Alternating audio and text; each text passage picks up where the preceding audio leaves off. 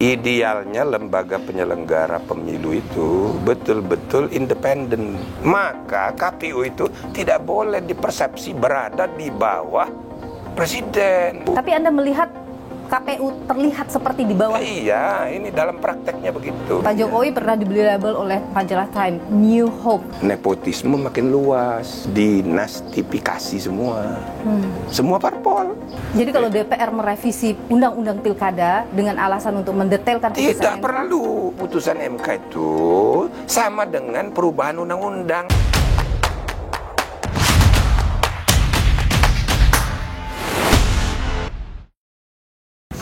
Sudah bersama saya Ketua Mahkamah Konstitusi 2003-2008, Profesor Jimli Asidiki. Prof Jimli, terima kasih sudah bersama Niluh. Sehat selalu, Prof. Prof Jimli, ada angin segar dari DPR. Apa tuh? Pengesahannya katanya ditunda revisi undang-undang pilkada. Tapi ini ada ketakutan dari publik terkait dengan belum ada keputusan dari KPU RI, Prof. Nah, publik menunggu kemudian sikap dari KPU. Peraturannya bagaimana? Peraturan KPU-nya. Tapi KPU menunggu mau konsultasi dulu dengan DPR. Anda rada-rada khawatir atau gimana, Prof? Ya, itulah ya. Banyak ini penyelenggara pemilu ini perlu dievaluasi. KPU, Bawaslu, ini terlalu muda. Enggak banyak pengalaman bernegara. Jadi ini kalau dia udah pensiun masih muda, jadi masih pingin jadi apa. Jadi memang ada problematika sendiri dalam lembaga penyelenggara. Idealnya lembaga penyelenggara pemilu itu betul-betul independen sebagai cabang keempat. Oke. Ada eksekutif, ada legislatif, ada yudikatif, dan ada cabang campuran. Nah, salah satunya adalah penyelenggara pemilu. Kenapa? Karena penyelenggara pemilu ini berurusan dengan pemimpin eksekutif yang adalah peserta pemilu. Misal presiden, dia incumbent mau nyalon lagi. Nah, presiden itu peserta pemilu. Gubernur periode kedua nyalon lagi, peserta pemilu, gitu loh. Maka KPU itu tidak boleh dipersepsi berada di bawah presiden. Tapi Anda melihat KPU terlihat seperti di bawah. Iya, ini dalam prakteknya begitu. Nah, begitu juga dengan parlemen, DPR, DPD, DPR. Jadi cabang lembaga, cabang kekuasaan legislatif itu peserta pemilu. Maka dia itu punya kepentingan berkaitan dengan penyelenggara pemilu. Maka KPU, Bawaslu, dan apalagi DKPP harus tampil benar-benar independen and looks atau appear to be independent dan terlihat bahwa dia itu independen karena dia ini akan berhubungan dengan peserta pemilu. Nah, sekarang timbul masalah bagaimana urusannya dengan membuat peraturan. Semua lembaga negara yang diberi kewenangan regulatori oleh undang-undang, itu namanya legislative delegation of rule making power, semuanya itu ya independen dalam membuat aturan. Nah, misalnya Perma, peraturan Mahkamah Agung, enggak ada DPR mesti cawi-cawi. PMK, peraturan Mahkamah Konstitusi, BI, PBI, KPK, dan banyak lembaga-lembaga yang diberi kewenangan regulatori sama kayak gitu. Nah, yang jadi masalah di dalam undang-undang pemilu itu KPU, Bawaslu ini dikecualikan. Mengapa? Karena teman-teman di DPR itu, partai-partai punya kepentingan dengan peraturan pelaksanaan yang akan diterbitkan oleh KPU, maka dia harus konsultasi.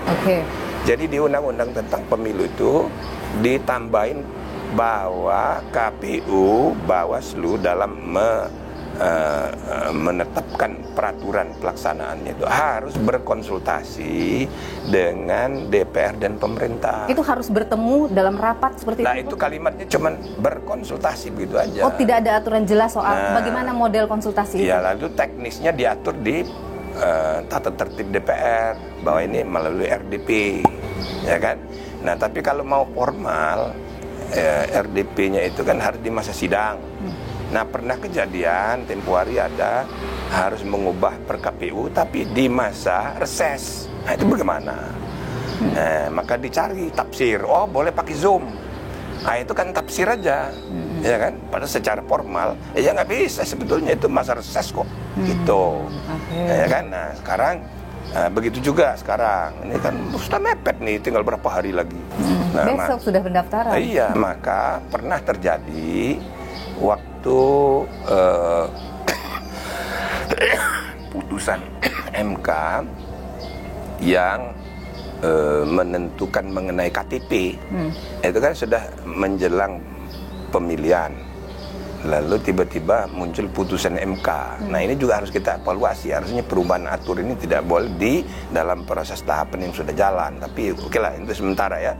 Jadi ada soal KTP. Maka KPU kan secara normatif harusnya membuat revisi per KPU, tapi nggak sempat lagi. Maka ditafsirkan, udahlah nggak usah pakai perubahan. Toh putusan MK langsung kita laksanakan aja. Karena di lapangan sudah mau ngitung-ngitung pakai KTP pendaftaran. Nah, jadi pernah juga ada praktek tidak melalui mengubah dulu ya. Tapi oleh putusan DKPP ini dipersalahkan. Nggak boleh, harus dibuat peraturan per KPU direvisi. Nah, sekarang ya kan banyak demo di sana, mau sidang, mau memutuskan RUU jadi undang-undang, tapi batal. Tapi demonya belum tahu ini masih berlanjut apa enggak sampai Senin. Berlanjut ke KPU. Karena seperti tadi pertanyaannya, ini orang belum yakin betul, ya kan? Jangan-jangan ini baru ditunda, ini bukan dibatalin. Nah, jadi dalam situasi kayak begini harusnya KPU itu ya tampil aja memberi solusi supaya kan sudah ada komitmen bahwa DPR sudah ikutin aturan putusan MK aja. Ya sudah, ada 3 putusan MK yang harus dijadikan rujukan. Satu mengenai threshold, yang kedua mengenai syarat batas usia calon, dan yang ketiga mengenai kampanye yang diajukan mahasiswa UI itu. Nah, kampanye di kampus. Nah, itu harus tercermin dalam revisi peraturan KPU. Itu loh, segera aja. Anda tidak melihat kegesitan KPU ini dalam menenangkan publik ya? Kewajiban untuk berkonsultasi wajib dilakukan. Caranya kemana? Kirim surat. Nah, apa tidak boleh konsultasi per surat? Mohon supaya ada tanggapan tertulis. Kalau tidak ada tanggapan dari pemerintahan dan DPR, artinya setuju. Ya, dan memang persetujuan juga tidak diperlukan. Karena itu kan substansi dari hasil konsultasi itu nggak mutlak mengikat bagi KPU sebagai lembaga independent self-regulatory body. Apa yang terjadi dengan KPU sampai ya kita lihat KPU tidak berani tegas begitu ngambil keputusan ini? Ya karena melihat aturan itu titik koma dan juga takut segala macam lah, takut di KPP kan dan sebagainya. Menurut saya harus segera aja diputuskan hari ini. Misalnya DPR marah, ya kan? Nah, apa pertimbangannya? Oke, nanti ternyata ada rapat lagi Senin, datangin. Tapi udah diteken dulu. Misal harus ada perbaikan, iya direvisi lagi, kenapa? Setidaknya tapi sudah ada masyarakat udah tenang, kepastian sudah ada. Jadi statementship dari seorang ketua KPU, ketua Bawaslu itu harus menonjol. Independensinya itu bukan hanya di retorika, tapi terlihat nyata di penampilan. Nih, kami independen gitu loh. Jangan ngomong, ya kita akan ikuti, tapi kita mau konsultasi dulu. Nah, itu kan merendahkan diri. Ya betul, itu kewajiban. Ya, jalankan aja, kan bisa tertulis. Prof, Anda sempat menyebut begini, negara Indonesia ini adalah negara republik. Tapi budaya politiknya seperti kerajaan. Ya, itu kan buku saya sudah lama saya tulis. Itu sudah saya kuliahkan. Jadi bukan gara-gara. Itu baru terjadi sekarang. Sudah lama terjadi seperti itu. Sejak Indonesia merdeka begitu. Dari pemimpin ke pemimpin selalu begitu, Prof. Iya, selalu. Kenapa bisa begitu terjadi? Itu sebabnya waktu Bung Karno jadi presiden. Bukan maunya dia, tapi MPRS menetapkan dia sebagai presiden seumur hidup. Tahun 63. Semua tepuk tangan. Semua hebat bukan, kan? Nah, tapi 63, 65 2 tahun kemudian MPRS juga mencabut mandatnya, memberhentikan Bung Karno. Jadi 2 tahun. Padahal pada tahun 63, pada cium kaki semua. Presiden seumur hidup. Kenapa? Budaya kita feodal. Siapa yang ada dalam kekuasaan itu disembah. Dianggap benar semua. Padahal ya tetap aja pemimpin itu ya manusia gitu loh. Nah, karena apa? Itu budaya feodal, itu budaya kerajaan. Nah, ini yang selalu saya ingatkan, kalau kita mau maju harus ada modernisasi budaya politik dan pelembagaan politik. Ini harus supaya kualitas institusi bernegara kita modern dan inklusif. Ya, sehingga dia bisa mendorong kemajuan peradaban. Kita sudah mengarah ke sana tidak, Prof? Belum. Masih feodal sampai sekarang ini.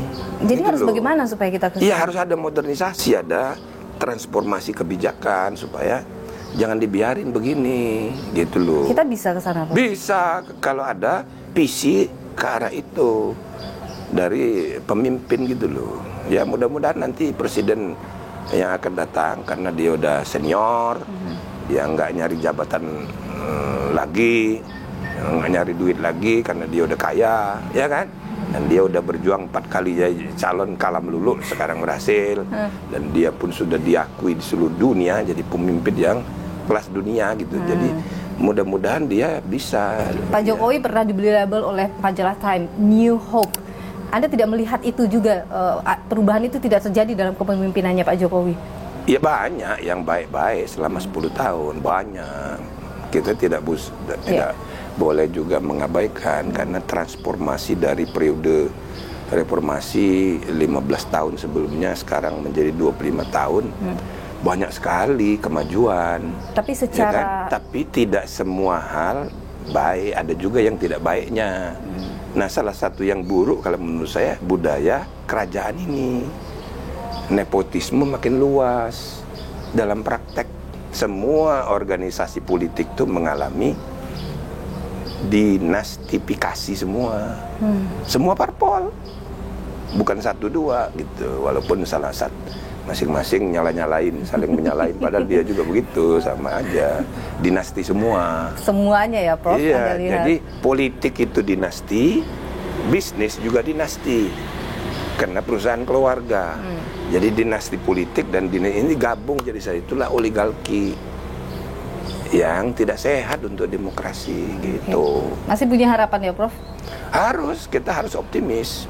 Nah, tapi harus tampil anak-anak muda yang punya enlightenment. Maka saya berharap mudah-mudahan ya para hakim konstitusi yang memang disebut sebagai negarawan ya udah berpikirnya beyond kelompok, di atas, ya melihat dari langit kehidupan tentang negara kita ini. Itu yang namanya statesmanship itu begitu. Jadi jangan larut dalam perselisihan sepele, kecil-kecil, sektoral, kelompok-kelompok gitu loh. Nah, kan untuk sementara ini agak susah. Mantan presiden pun masih terlibat partai semua. Iya. Jadi, apakah mantan-mantan presiden itu sudah jadi negarawan? Ya sebetulnya susah juga. Harusnya dia sudah di atas partai. Jadi ketika Anda melihat masih menjadi atau berada di dalam partai politik, mereka belum negarawan sejati. Masih kelompok untuk kepentingan grupnya dia. Apalagi grup-grup ini dinasti pula kan. Nah kan susah, jadi keluarga juga gitu. Jadi ini ada problem serius.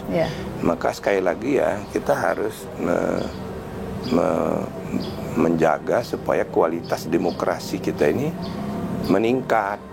Kita ini the third largest democracy in the world di segi kuantitasnya. Tapi dari segi indeks kualitasnya nomor 54. Masih jauh. Masih jauh sekali. Oh, ini bagaimana? Nah, penyelenggara pemilu itu salah satu pilar penting. Jadi dia harus tampil juga sebagai negarawan. The fourth estate itu. Jadi ada 4 cabang kekuasaan yang perlu dipilah. Satu dari segi mikro, kedua dari segi makro. Ya. Dari segi mikro, Kan biasanya kalau Montesquieu jadi rujukan, eksekutif, legislatif, yudikatif, kan gitu. Nah sekarang ini udah ketinggalan. Sekarang harus kita lihat ada 4. Oke. Kalau para ahli ilmu sosial politik biasa menyebut pers, media sebagai the fourth estate of demokrasi. Cabang keempat dari eksekutif, legislatif, yudikatif, and the pilar media. Keempatnya adalah media. Nah, tapi saya merumuskannya nggak begitu. Ini media itu nomor 4, tapi nanti itu di makro. State, civil society, market, and the media. Nah, itu nomor 4 tetap dia. Tapi bukan di eksekutif, legislatif, yudikatif. Yang eksekutif, legislatif, yudikatif ini, yang nomor 4-nya itu cabang campuran. Nah, salah satu yang terpenting dari cabang campuran ini adalah penyelenggara pemilu. Ini yang the fourth estate dari demokrasi itu ya penyelenggara pemilu ini, karena dia berurusan satu dengan pejabat eksekutif yang adalah peserta pemilu, pejabat legislatif yang adalah peserta pemilu. Maka KPU sebagai penyelenggara tidak boleh tunduk di bawah pengaruh eksekutif dan legislatif. Tidak boleh tunduk di bawah presiden. Ya dia memang mengeluarkan kepres, ya kan. Tapi ya sudah, kalau kepres sudah dilantik sudah dia independen. Iya kan? Nah, kalau untuk anggaran DPR yang membahas, tapi selebihnya dan fit and proper test juga DPR. Iya, tapi begitu sudah dia harus independen, gitu loh. Jadi cabang eksekutif, cabang legislatif sama-sama peserta pemilu. Sedangkan di depan ada cabang yudikatif. Satu, dia mengadili proses pemilu sampai ke Mahkamah Agung, ya Bawaslu, Pengadilan Tinggi TUN. Puncaknya di bawah pembinaan Mahkamah Agung. Yang kedua mengenai hasil pemilu, MK. Nah, jadi penyelenggara pemilu ini juga bukan bagian dari kekuasaan, ya kan? Kehakiman. Dia harus independen juga, dan juga MK harus independen juga menghadapi KPU. Nah, ini harus disadari sebagai cabang kekuatan keempat dalam pengertian mikro. Jadi mereka yang duduk di sana itu harus sadar posisinya. Harus sadar posisi. Nah, begitu juga ada yang 4 makro. Yaitu yang saya sebut quadrupolitika makro. 4 cabang kekuatan yang bersifat makro. State, civil society, dunia usaha, dan media. Ini harus dipisah, jangan campur aduk. Gitu. Sekarang ini campur aduk. Pengusaha besar menguasai industri media sampai ke desa-desa, medsos segala macam. Jadi dewan suro, dewan penasihat, dewan pembina dari ormas-ormas, karena dia banyak nyumbang. Akhirnya bikin partai. Bikin partai ini maksudnya apa? Ya pengen jadi capres, cawapres, atau jadi kingmaker. Loh, kalau ini suatu hari di satu tangan, 4 kekuatan jadi satu tangan. Ini yang saya namakan totalitarianisme baru. Nah, itulah ada buku saya di terbitan LP3S 3 tahun lalu, ya, oligarki dan totalitarianisme, yaitu tatkala semua cabang kekuatan ini jadi satu. Itu sangat berbahaya, Prof. Iya, sangat berbahaya untuk masa depan. Nah, kita jangan nyalain siapa-siapa, tapi ini fenomena sosiologi politik yang sedang terjadi sekarang. Jadi harapannya ya anak-anak muda yang sekarang dapat kepercayaan memimpin gitu ya di cabang eksekutif, legislatif, yudikatif, dan cabang penyelenggara pemilu ini, ya mari sama-sama memperbaiki ini. Dan kita harus dorong juga mereka untuk kemudian berani tadi ya, Prof, berani menunjukkan ya kalau tadi powernya, leadershipnya itu harus kita dorong juga. Tapi Prof, saya ingin ke persoalan di DPR yang membuat terjadi aksi demonstrasi besar-besaran itu kan karena DPR kemudian menganulir putusan Mahkamah Konstitusi. Ada beberapa alasan disebutkan DPR kenapa mereka harus membahas itu. Pertama, ingin memberikan kepastian hukum karena apa yang dikeluarkan oleh Mahkamah Konstitusi itu tidak detail. Ya, jadi rincian pengaturannya itulah pekerjaannya KPU, bukannya namanya per KPU. Ngapain lagi DPR ikut campur? Tapi kan undang-undang yang direvisi itu, Prof. Sama nggak perlu, itu kan putusan MK itu undang-undang itu sendiri. Sama dengan undang-undang, putusan MK itu banyak yang tidak mengerti nih ya, apalagi para ilmuwan politik dan juga politisi, praktisi politik, ya kan? Mereka akan tahu ini apa-apaan ini 9 hakim ini. Jangankan 9, 5 orang pun bisa membatalkan undang-undang yang kita buat. Padahal kita ini hasil pemilu. Kita 575 orang dipilih oleh rakyat. Iya kan, kita yang milih. Kok dia membatalkan undang-undang? Iya kan? Ini logika orang politik kayak gitu. Mestinya MK itu jangan membatalkan undang-undang. Gara-gara saking marahnya, Aswanto sebagai wakil ketua MK dipecat, di-recall oleh Komisi 3, oleh Presiden disahkan lagi. Dan waktu itu saya marah-marah. Tidak bisa begitu. Logika yang salah bahwa DPR itu memilih 3, Presiden memilih 3, Mahkamah Agung memilih 3, maka sepanjang yang 3 itu adalah orang kita. Jadi dia nggak boleh bertentangan dengan, ya keliru. Ini kan hakimnya itu sudah dipilih independen, gitu loh. Dan tugas hakim MK ini memang salah satu fungsinya mengadili undang-undang. Oke. Nah, putusan MK mengadili undang-undang sama dengan undang-undang itu sendiri. Jadi kalau DPR merevisi undang-undang pilkada dengan alasan untuk mendetailkan putusan tidak MK? perlu. Jadi ada undang-undang dibuat oleh DPR, disahkan oleh Presiden, lalu dikoreksi, dibatalkan, dicoret satu pasal oleh MK, ya kan? Maka putusan MK itu sama dengan perubahan undang-undang, oke? Maka dia dimuat di berita negara dan berlaku sejak ditetapkan. Maka Mahkamah Konstitusi itu di seluruh dunia ya, itu disebut legislator juga. Pendiri MK pertama namanya Hans Kelsen, tahun 1919 merumuskan idenya dalam konstitusi Austria.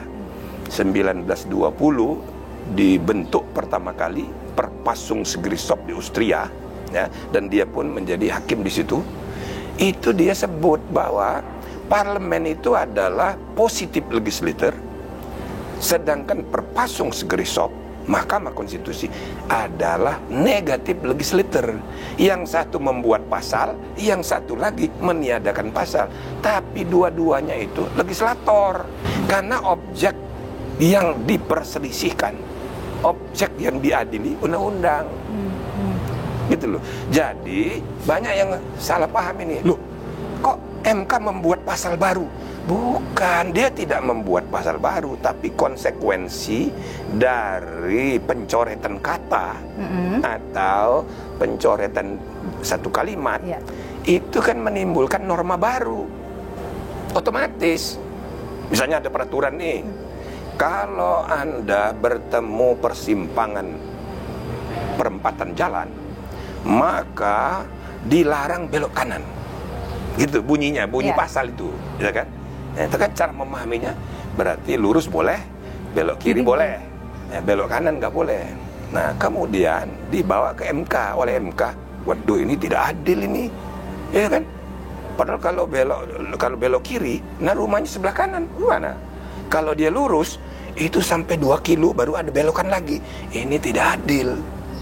Apalagi sebelah kanan ini ada rumah sakit. Ya bagaimana ini mau ke rumah sakit? Ini berbahaya ini. Maka oleh MK pasal yang melarang belok kanan dicoret. Ya kan? Ya sudah, dicoret begitu aja. Nah, apa makna dari pencoretan itu? Artinya muncul pasal baru, tidak tertulis. Kalau Anda bertemu perempatan jalan, Anda itu boleh lurus, boleh kiri, boleh belok kanan, walaupun tidak disebut. Nah, tapi dalam praktek untuk mempermudah, ya kan, masyarakat luas memahami, oleh MK itu ditulis. Ada kemungkinan pertama ditulisnya di pertimbangan, ya kan? Tapi pertimbangan yang termasuk kategori ratio decidendi. Ratio decidendi itu maksudnya pertimbangan putusan yang sifatnya mutlak, bagian dari amar. Nah, jadi ditulisnya Nah ini yang suka disalahpahami. Waduh, bikin pasal baru. Iya, itu Kedua, disebut juga. ada lagi saking kadang-kadang sulitnya itu dipahami oleh MK ini, ditulis di amar. Permohonan pemohon dikabulkan sepanjang menyangkut pasal ini. Dengan demikian, dengan putusan ini, maka bunyi pasal yang tadinya begini menjadi begini. Maksudnya untuk mempermudah Pemahaman publik, ya kan? Tapi dibilang ini mau ngambil alih fungsi DPR, bukan begitu. Jadi ada kesalahan logika berpikir. Ada itu para ahli ilmu politik kayak begitu, dia nggak paham. Itu loh, merasa pinter sendiri, apalagi praktisi politik, dia merasa dipilih oleh rakyat, ngamuk dia. Ya kan? Loh, ngamuk dia. Kita ini dipilih rakyat, dia nggak. Dan apakah cuma di kita kayak gini? Di semua negara paling jadi hal serupa seperti ini itu sudah biasa. Itu sebabnya konflik antara parlemen Rusia ya, waktu awal reformasi mereka dengan Mahkamah Konstitusi, di Ukraina, di Georgia, di mana-mana itu. Nah, bahkan ini adalah lembaga dalam sistem civil law dipisah dari Mahkamah Agung.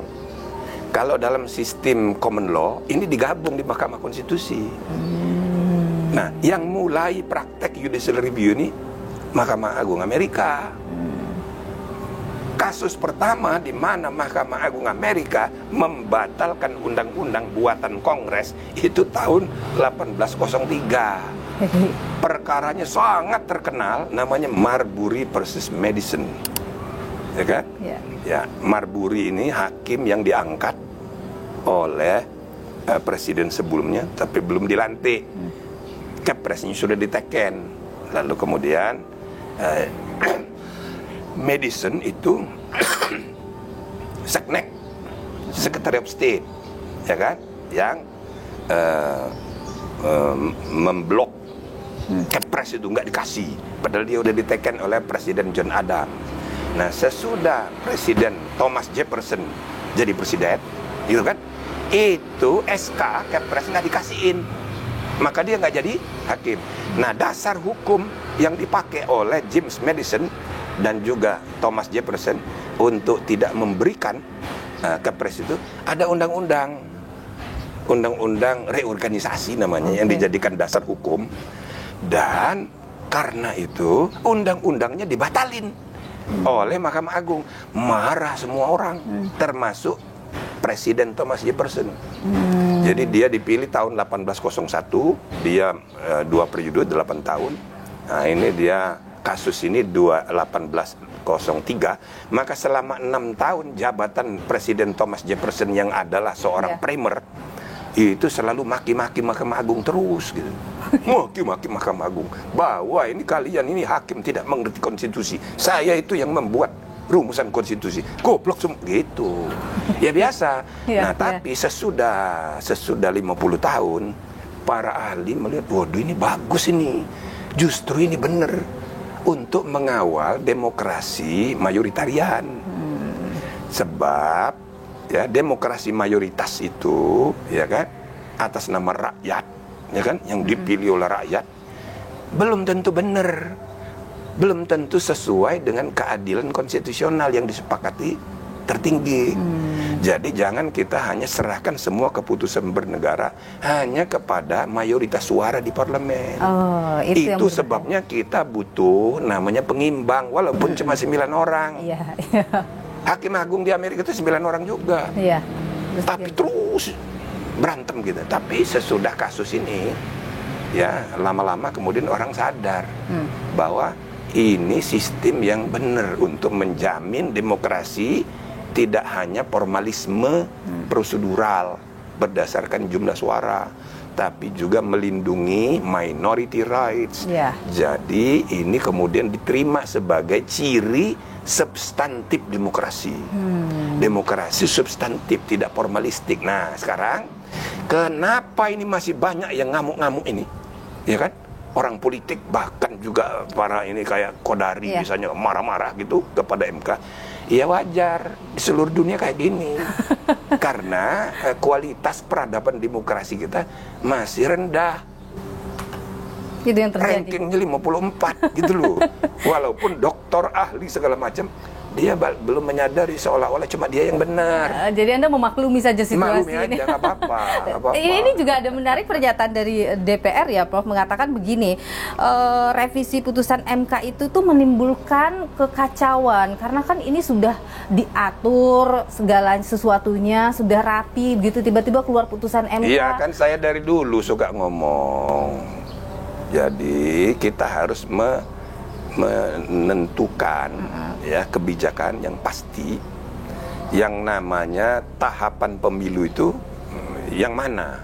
Apakah kita mau tentukan per tanggal, misalnya sekian bulan sebelum pemungutan suara atau sekian bulan sebelum pendaftaran calon, misalnya gitu, atau mulai pendaftaran calon. Yang kedua, harus dibuat aturan kalau sudah memasuki tahapan yang dimaksud yang bersifat absolut, tidak boleh lagi ada perubahan aturan main, baik melalui perubahan undang-undang, perubahan per KPU, ataupun melalui perubahan melalui putusan MK dan Mahkamah Agung.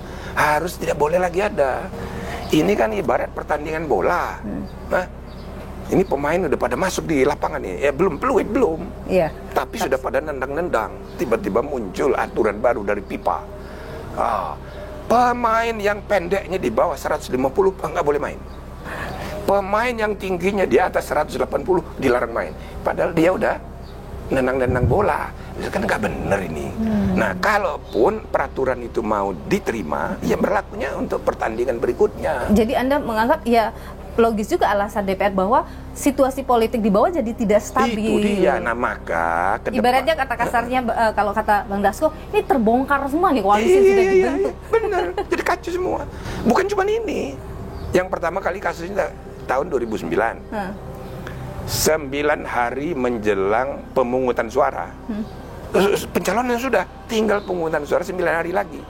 Tiba-tiba putusan MK yang menyatakan sistemnya suara terbanyak, bukan lagi sistem proporsional tertutup, tapi suara terbanyak berdasarkan siapa yang dapat lebih banyak.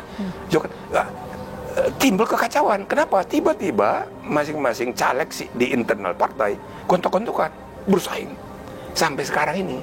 Nah, itu gara-garanya putusan MK juga.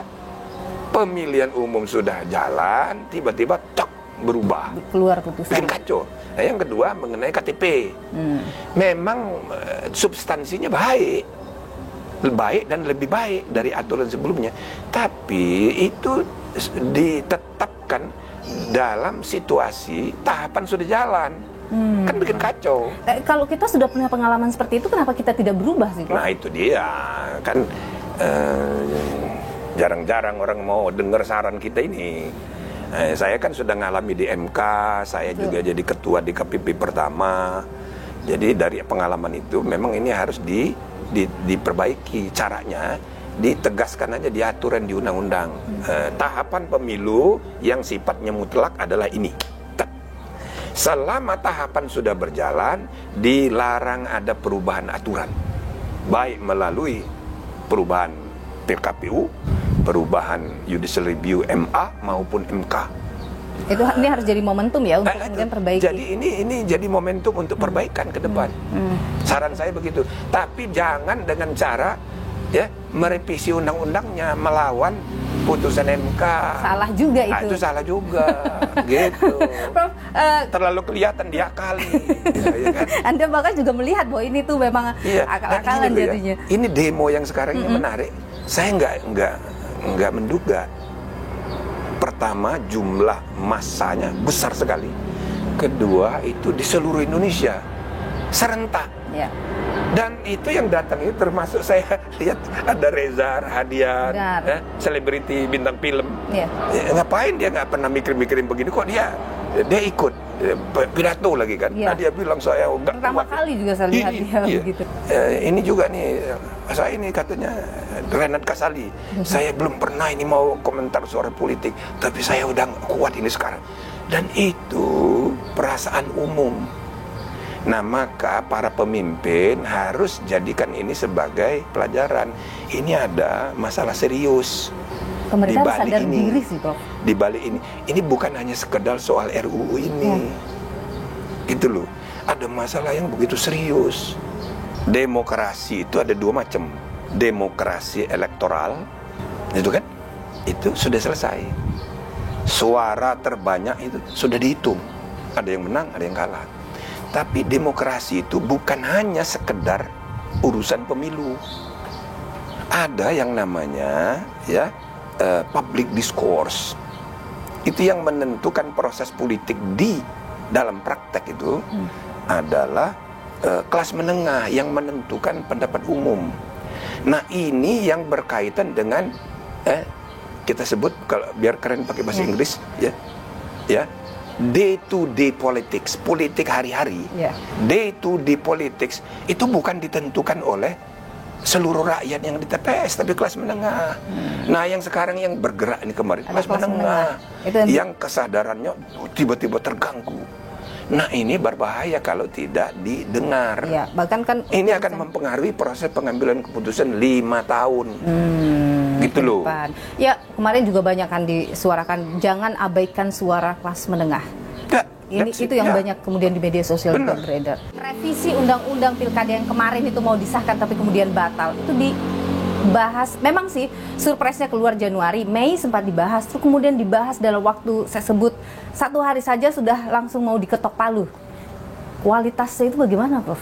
Ya, artinya ini memang sudah agenda lama, tapi kan nggak jadi karena udah keburu. Pilkadanya sudah berlangsung, kan? Tapi tiba-tiba muncul putusan MK, jadi dikeluarin lagi itu agenda gitu. Artinya ada isu serius yang harus dikorek dari putusan MK itu. Bagaimana? Siapa? Ya kan orang gampang menduganya. Oh, ini urusan pencalonan di Jawa Tengah, gitu loh. Lebih konkret lagi kan? Nah, jadi berarti ini ada urusan yang suka disebut oleh Pak Jokowi sendiri, ya Pak Lurah, ya kan? Apalagi Bahlil udah ngomong istilah baru lagi Raja Jawa, ya kan? Atau yang terakhir Pak Jokowi bilang tukang kayu, ya kan? Jadi yang disalahin tukang kayu lagi gitu loh. Nah, tapi memang ya itu nyatanya. Kita tidak bisa menutup mata ke sana. Tidak bisa. Jadi dalam waktu hanya 10 tahun semua anak mantunya jadi semua. Luar biasa ya, Prof? Luar biasa. Nah, itu secara hukum tidak masalah. Tapi dari segi etika dan budaya ini kan perlu dievaluasi. Ini gambaran dari budaya kita ini masih kerajaan. Itu yang saya maksud. Walaupun bukan untuk kasus ini saya ngomong itu, di buku saya nggak begitu. Tapi itulah, misalnya waktu kok gampang sekali ya partai terbesar kedua, tertua di Indonesia namanya Golkar, ganti ketuanya dengan enteng gitu. Nah, semua yang senior ya pegang burung semua. Iya, saya dukung semua itu. Kok semudah itu? Nah, maka di demo-demo itu saya menemukan ada beberapa kasus. Satu, kantor Golkar Jakarta di demo. Terus saya nggak sebut, ada seorang rektor. Ini mahasiswa lagi demo nih. Tiba-tiba rektornya bikin di Instagram, memberi ucapan selamat kepada Pak Bahlil menjadi ketua umum Golkar. Lalu disandingkan, ini rektor, ini Pak Bahlil. Ya kan dia mungkin berteman kenalan kan. Tapi rektor ini mengucapkan selamat kan sebetulnya nggak ada masalah itu. Tiba-tiba mahasiswanya mendemo rektor. Ini berbahaya kampus kita, nanti kemasukan pengaruh Golkar gitu-gitu. Jadi ini ada luapan emosi tentang nepotisme dan ujung-ujungnya itu kan Golkar ini jadi juga. Nah, maka para petinggi Golkar pun ya jangan hanya melihat ini soal sepele. Ini gambaran bahwa ada ketakutan. Golkar aja ya ibaratnya kan istilahnya gitu kan, pohon beringin yang kokoh tumbang ditebang tukang kayu. Yang disebut Pak Jokowi ini tukang kayu, dia nonton juga itu rupanya. Nah, jadi Prof, hebat sekali rupanya. itulah. Nah ini kan para elit kelas menengah menganggap, waduh ini sudah kelewatan. Nah makanya pada ikut demo itu. Nah ini menggambarkan ada agenda penting ke depan untuk modernisasi politik secara lebih terencana. Itu yang paling penting harus kita garis bawahi ya.